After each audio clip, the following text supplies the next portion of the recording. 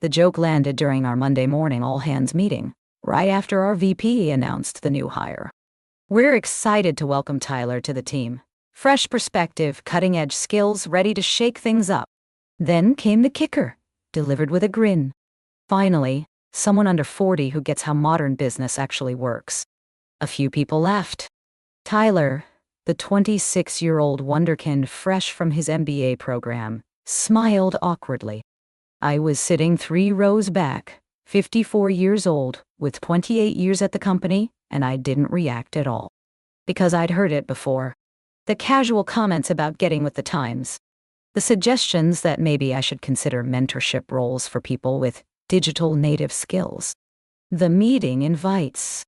That mysteriously got sent to younger team members while I was CC'd as optional. At 54, I'd apparently become obsolete. At least, that's what they seem to think. Tyler started that Wednesday. Young, confident, dressed like he'd stepped out of a tech startup recruitment video. Hoodie, designer sneakers, laptop covered in stickers from conferences I'd never heard of. The kind of guy who said things like, "Let's circle back on that and I'll ping you offline in every conversation." Management loved him. He was the future. I was the past. What they didn't know was that I'd been watching this pattern play out for 18 months.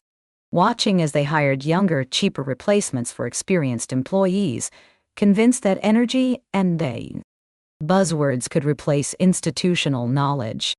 I'd seen 4 senior people pushed out already. I knew I was next on the list. So I'd started preparing. Not by fighting, not by complaining, but by doing something more strategic. I'd been quietly documenting every single system, process, and relationship that actually kept this company running. The stuff that wasn't in any manual because it existed in people's heads after decades of problem solving. And now, Tyler was here, ready to revolutionize everything with his fresh perspective. I gave him 2 weeks before he realized he was in over his head. Before I tell you what happened, you need to understand something. This isn't a story about an older worker bitter about being replaced. It's about what happens when companies confuse new with innovative, when they mistake experience for obsolescence, and when they forget that some knowledge can't be Googled or learned in a graduate program. If you've ever been made to feel too old, too slow, or too outdated while watching younger colleagues get promoted past you for doing less, stick around. Because what they forgot was that I'd been solving problems since before PowerPoint existed. And some problems require more than a fresh perspective to fix. My name is Diane Fletcher, and I'd been the senior operations analyst at Hartwell Manufacturing for 28 years. I'd started as an entry-level admin in 1996, worked my way up through every department, learned the business. From the ground floor. By the time I hit 50, I knew more about how this company actually functioned than anyone in the C-suite. I wasn't flashy. I didn't use the latest productivity apps or post on LinkedIn about disrupting the industry. I just knew how to get shit done. How to navigate the legacy systems we still relied on because upgrading would cost millions. How to maintain relationships with key suppliers who'd been working with us for 20 years. How to troubleshoot problems that no amount of fresh thinking could solve without understanding the context. But somewhere around 2022, the company's culture shifted. New leadership came in from Silicon Valley, full of ideas about agile transformation and digital-first thinking. They started recruiting from top MBA programs, looking for innovative mindsets and disruptive talent. Experience became a liability. Gray hair became a punchline. I'd watched it happen to others first. Robert, 59, who'd managed client relationships for 30 years, was replaced by a 28-year-old who spent more time on Instagram than maintaining actual relationships. 3 major clients left within 6 months. Susan, 57, who ran quality control, was pushed into early retirement in favor of someone who wanted to automate everything with AI. Production defects increased by 42% in the first quarter. Marcus, 61, who'd been in procurement since the 80s, was reassigned to an advisory role that meant he had no actual authority. His replacement renegotiated supplier contracts. without understanding the relationships Marcus had built. Our lead times doubled. But management never connected these failures to the loss of institutional knowledge. They just assumed the new people needed more time to get up to speed. The pattern was clear. They were systematically replacing anyone over 50 with younger, cheaper alternatives, betting that enthusiasm could substitute for expertise. I knew I was next. So I started preparing. I'd begun creating what I called my shadow documentation. Not the official process manuals that sat unused on our shared drive, but the real information.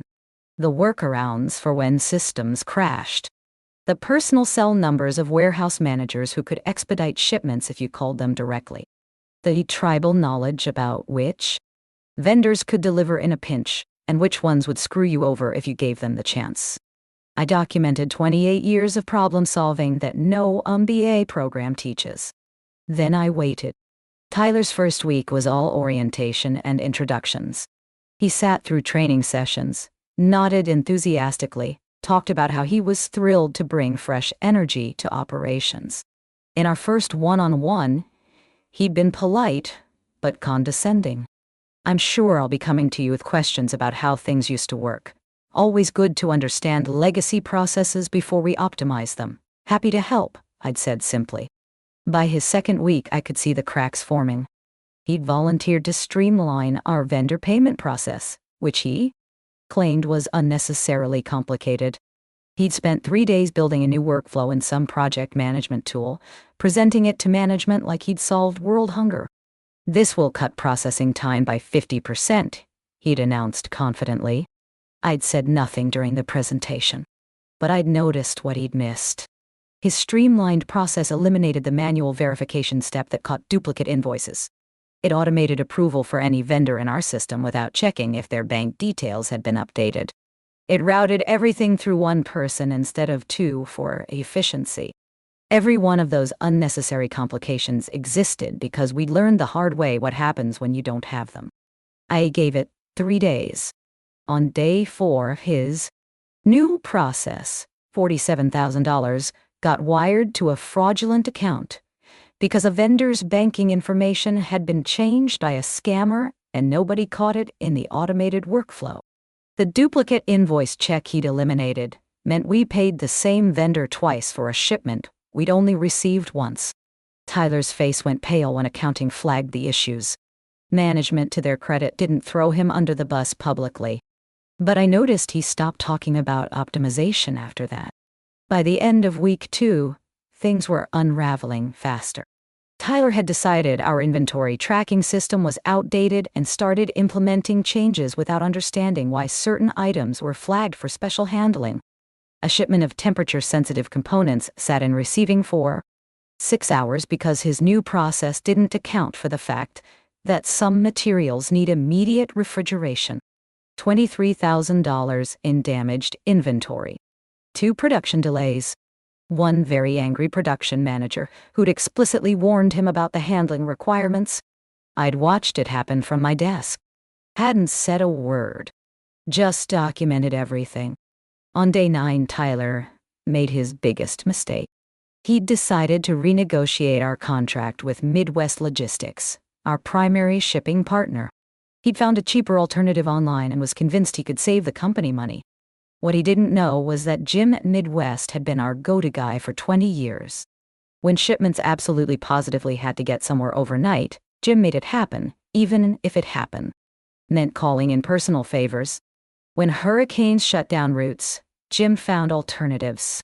When dock strikes threatened to delay critical supplies, Jim had connections that got our stuff through anyway. Tyler sent Jim an email. Not even a phone call. An email explaining that we'd found better rates elsewhere and would be transitioning to a more cost-effective solution. Jim didn't even respond. Just stopped taking our calls. 2 days later, we had an emergency shipment that needed to reach a client in Ohio by Friday, or we'd lose a $2 million contract. Tyler called 3 backup carriers. All of them quoted delivery times that would miss the deadline. We were screwed. That's when Tyler appeared at my desk for the only First time since his second day, looking panicked. Diane, I need help. I can't find anyone who can get this shipment to Cleveland by Friday. I looked up from my computer. Have you tried Midwest Logistics? I sent them an email last week about switching carriers. I know, I saw it. His face went red. Do you have a contact there who might help anyway? I might. I picked up my desk phone and dialed Jim's direct line. He answered on the second ring. Jim, it's Diane Fletcher from Hartwell. Diane, how the hell are you?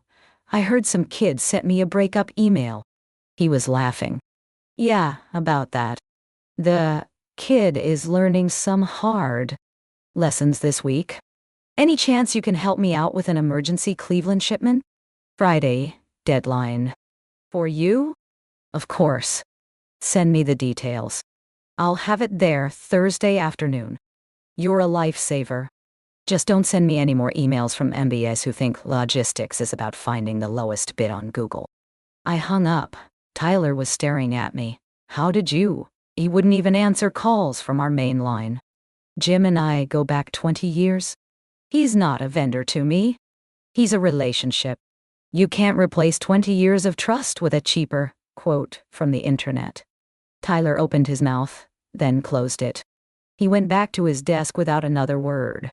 By the end of week 2, Tyler had made 3 more significant mistakes.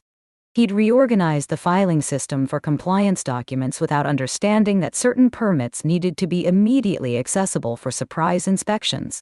When OSHA showed up unannounced, it took 4 hours to find the safety certifications.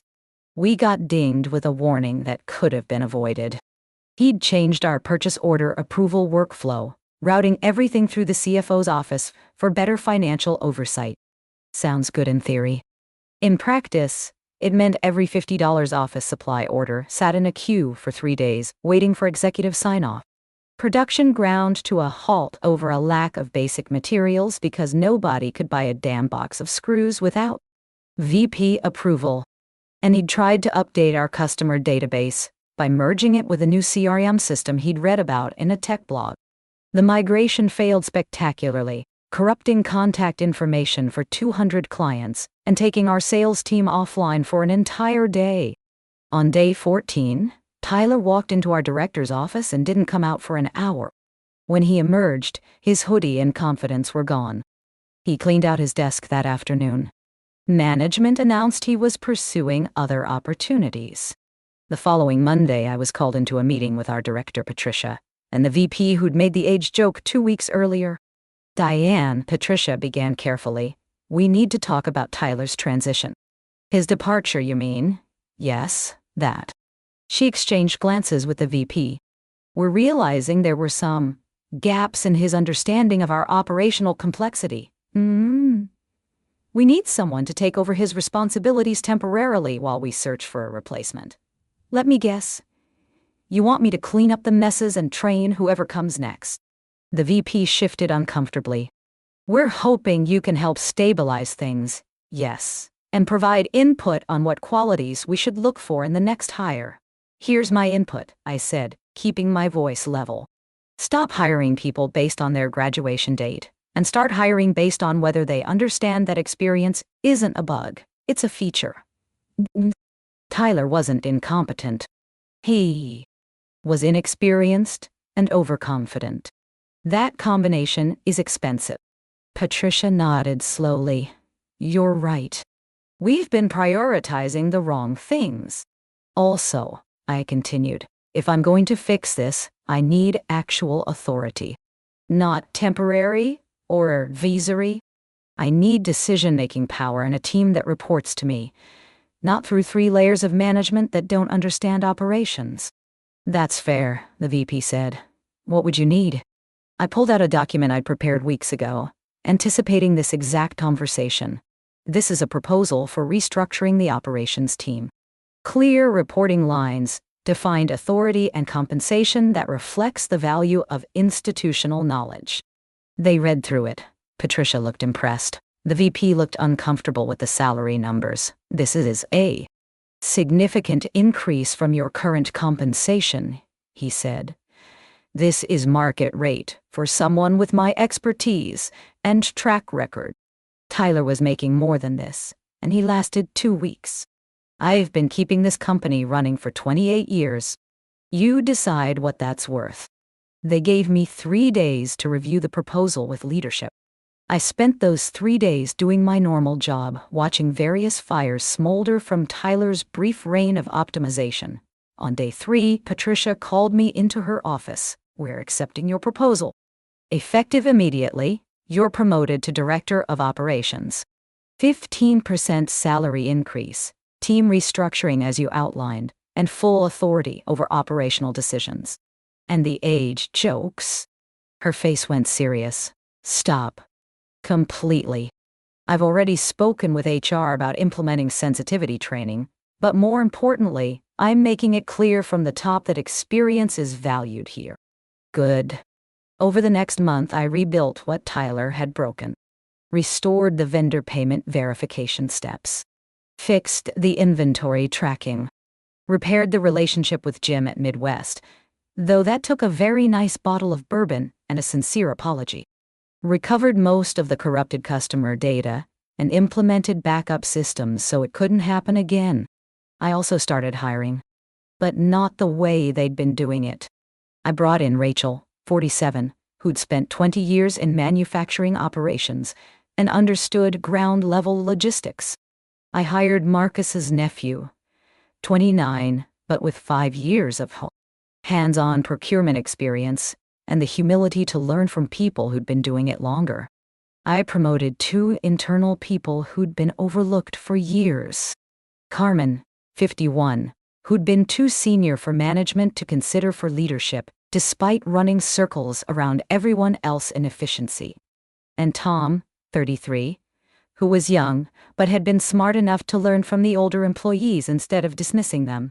My team became a mix of experience and energy, with everyone understanding that age was irrelevant.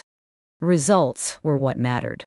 6 months after Tyler's 14-day tenure, our operational efficiency was up 23%. Error rates were down 41%. We hadn't lost a single major client, and 2 that had left during Robert's replacement came back specifically because they heard someone competent was running things again. The VP who'd made the age joke stopped by my office one afternoon. Diane, I owe you an apology. The comment I made when Tyler started was inappropriate and frankly, stupid. You've proven pretty definitively that we were chasing the wrong metrics. Apology accepted. But I need you to understand something. It wasn't just about me. You've pushed out 4 experienced people over the past 2 years, and every single time, it's cost this company money and stability. Susan's replacement is still trying to figure out quality control. Robert's replacement. We're reevaluating our entire hiring and retention strategy. Good. Because if you keep treating people like they expire at 50, you're going to keep learning expensive lessons.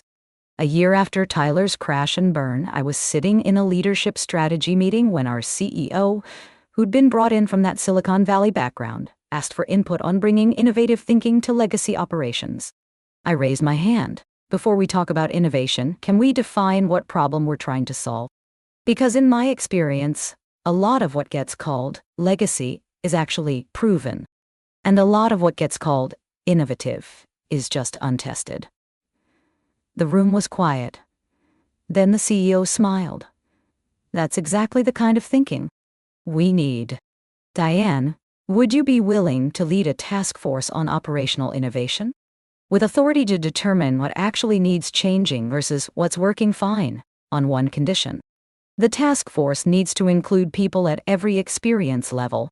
Young people who understand new tools. Mid-career people who've seen changes work and fail, and senior people who remember why we do things certain ways. Innovation without context is just expensive experimentation. Done. If you've stuck with me through this whole story, I appreciate it. I know it's not the dramatic revenge tale some people expect.